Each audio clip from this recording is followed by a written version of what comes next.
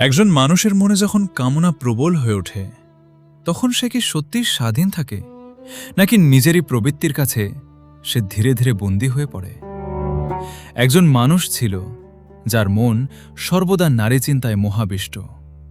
নারীকে পাওয়ার আকাঙ্ক্ষা, নারীকে নিজের বশে আনার বাসনা তার অন্তরকে যেন প্রতিদিন আরও অস্থির করে তুলছিল। কিন্তু আশ্চর্যের বিষয়, মেয়েদের সামনে দাঁড়িয়ে কথা বলার সাহসটুকুও তার ছিল না। তার সমস্ত আকাঙ্ক্ষা ছিল মনের গভীরে, আর সেই আকাঙ্ক্ষা নিয়েই সে একদিন এসে ধরল পরম প্রেমময় শ্রী অনুকূলচন্দ্রকে। ভাই, একটা কথা বলো তো, কি করে মেয়েলোক বশ করা যায়?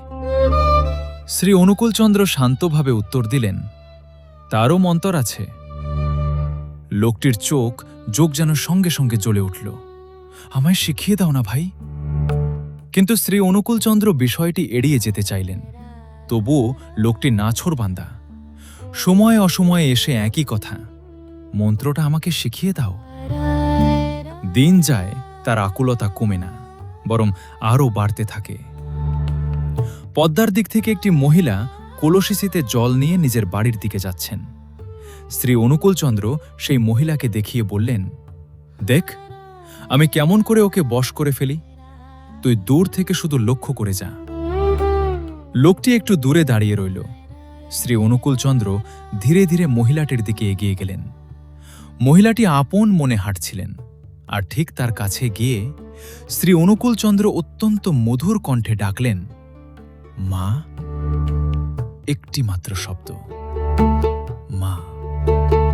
কিন্তু সেই একটি সম্বোধন যেন মহিলাটির হৃদয়ে অন্যরকম একটি অনুভূতির দরজা খুলে দিল। তিনি ফিরে তাকালেন, মুখে ফুটে উঠল স্নেহ।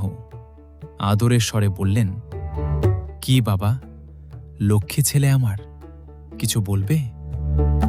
শ্রী অনুকূলচন্দ্র মৃদু হেসে বললেন, কোন বাড়ি গো তোমাদের মা?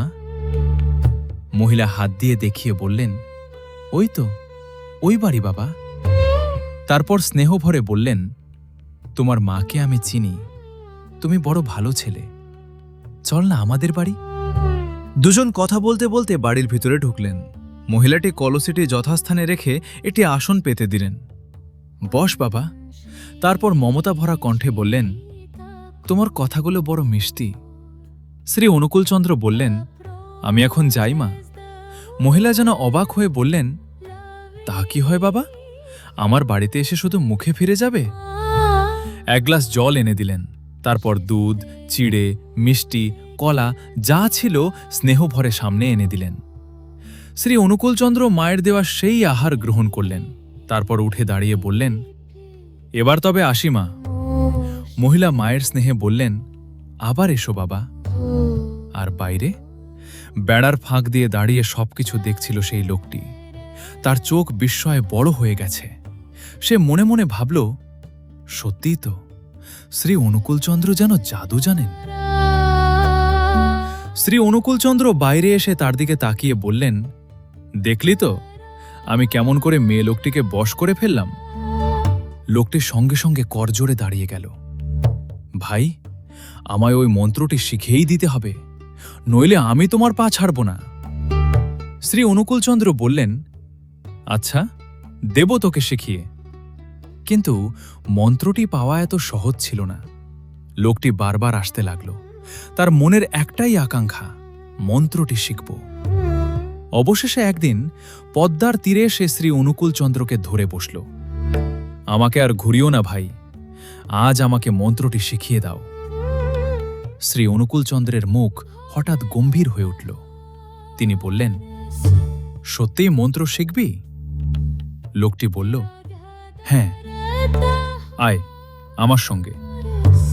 তাকে সঙ্গে নিয়ে গেলেন জলের ধারে।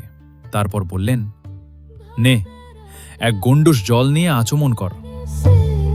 ও বিষ্ণু, ও বিষ্ণু, ও বিষ্ণু। লোকটি তাই করল। তারপর সে তাকালো শ্রী অনুকূলচন্দ্রের মুখের দিকে। সেই মুখ যেন হঠাৎ অন্যরকম হয়ে উঠেছে, জ্যোতির্ময়, দিব্য ভাবময়। অন্তর্ভেদী সেই দৃষ্টি যেন তার অন্তরের গভীরতম জায়গায় গিয়ে আঘাত করল। তার বুক ধরফর করতে লাগল। কেন জানি এক অজানা আশঙ্কায় তার সমস্ত শরীর কেঁপে উঠল। তার মনে হলো এই মানুষটি যেন শুধু এই জগতের মানুষ নন। শ্রী অনুকূলচন্দ্র জলদ গম্ভীর কণ্ঠে উচ্চারণ করলেন, যা দেবী সর্বভূতেষু মাতৃরূপেণ সংস্থিতা, নমস্তস্যৈ নমস্তস্যৈ নমস্তস্যৈ নমো নমো। বলো। লোকটি কাপা কণ্ঠে মন্ত্রটি উচ্চারণ করল। তারপর শ্রী অনুকূলচন্দ্র বললেন, আজ থেকে জগতের সমস্ত নারী আমার মা। বলো। লোকটি বলল, আজ থেকে জগতের সমস্ত নারী আমার মা। আবার, আজ থেকে জগতের সমস্ত নারী আমার মা। লোকটি এবার সেই কথাগুলো উচ্চারণ করতেই তার অন্তর যেন ভেঙে গেল। সে হঠাৎ চিৎকার করে উঠল, দাদা ঠাকুর, তুমি আমার একই করলে। বলেই শ্রী অনুকূলচন্দ্রের পায়ের কাছে লুটিয়ে পড়ল আর কাঁদতে লাগল। শিক্ষার মুহূর্ত শ্রী অনুকূলচন্দ্র তাকে বললেন, তোকে মাতৃমন্ত্র দিলাম। মা ডাক শুনলে মেয়েরা সবচেয়ে বেশি খুশি হয়। এই মাতৃমন্ত্রই রক্ষা কবচ, কাম কামনার কুহক থেকে রক্ষা পাওয়ার একমাত্র উপায়। লোকটি ধীরে ধীরে উঠে দাঁড়াল। শ্রী অনুকূলচন্দ্র তাকে প্রেম ভরে আলিঙ্গন করলেন। তারপর বললেন, তোর কোনো ভয় নাই। পশু প্রবৃত্তি নিয়ে জগতে ভালোভাবে বেঁচে থাকা যায় না, বড় হয়ে ওঠা যায় না। ওতে মানুষের মনুষ্যত্ব আরও বিনষ্ট হয়। মাতৃমন্ত্রই শক্তির উৎস। এই মাতৃমন্ত্রই তোকে একদিন শান্তি ও স্বস্তিতে অধিরূঢ় করুক। তারপর ঘটল আশ্চর্য পরিবর্তন। যে মানুষটি একদিন নারীকে দেখত কামনার চোখে, যে মন সর্বদা আকাঙ্ক্ষায় অস্থির থাকত, সেই মনেই ধীরে ধীরে জন্ম নিল এক নতুন দৃষ্টি। নারী আর তার কাছে ভোগের বস্তু নয়, নারী মা। একটিমাত্র সম্বোধন, কিন্তু সেই সম্বোধনের মধ্যেই যেন বদলে গেল তার সমস্ত দৃষ্টিভঙ্গি। শ্রী অনুকূলচন্দ্রের সেই পূর্ণ প্রেম স্পর্শে তার বদভ্যাস ধীরে ধীরে পরিবর্তিত হয়ে গেল, আর সে খুঁজে পেল জীবনের এক নতুন আলো। এই কাহিনী আমাদের একটি গভীর শিক্ষা দেয়।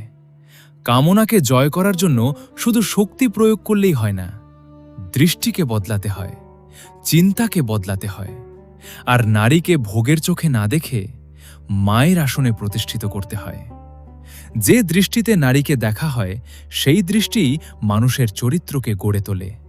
আর যখন সেই দৃষ্টির মধ্যে মাতৃভাব জেগে ওঠে, তখন কামনার অন্ধকার পেরিয়ে মনুষ্যত্বের আলোয় পৌঁছানোর পথ খুলে যায়। পরম প্রেমময় শ্রী শ্রী ঠাকুরের এই গল্পটি যদি আপনাদের ভালো লেগে থাকে, অবশ্যই ভিডিওটি লাইক করবেন। সৎসঙ্গ বাংলা চ্যানেলটি সাবস্ক্রাইব করে বেল আইকনটি প্রেস করে পাশে থাকবেন। পরম পিতা সকলের মঙ্গল করুক। পরম প্রেমময় শ্রী শ্রী ঠাকুরের রাতুল চরণে জানায় শতকোটি প্রণাম। জয় গুরু।